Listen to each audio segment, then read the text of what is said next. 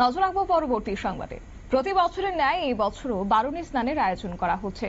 অবশ্যই প্রত্যেক বছরের সেই চিরাচরিত ছবি এই বছরও ধরা পড়বে এবং সেই সঙ্গে চলছে ব্যাপকভাবে আয়োজন। তাই তারই মধ্যে এবার বারুণী স্নানের আয়োজন করা হয়েছে প্রতাপগড় ব্রিজ সংলগ্ন এলাকায়।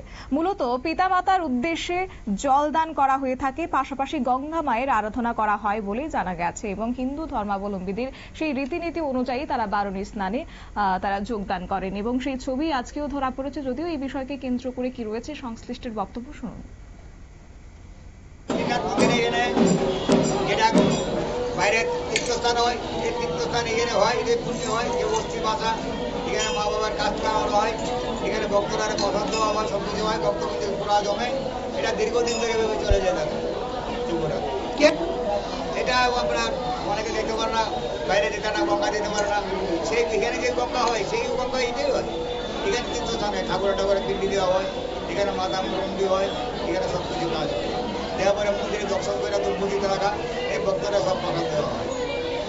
এই গঙ্গা স্নানে স্নান করলে যে পাপ আমরা অনেকে পাপ করে সব পাপ সব সমাপ্ত হয়ে যায়, যার জন্য সবাই এখানে এসে গঙ্গা স্নান দিতে সবাই স্নান করে, আমরা স্নান করি।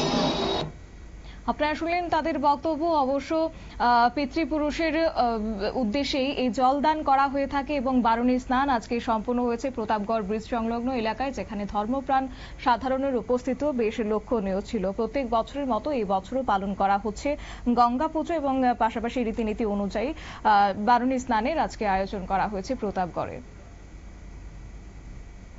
নিয়ে নিচ্ছে ছোট্ট একটি বিজ্ঞাপন বিরতির সঙ্গে থাকুন।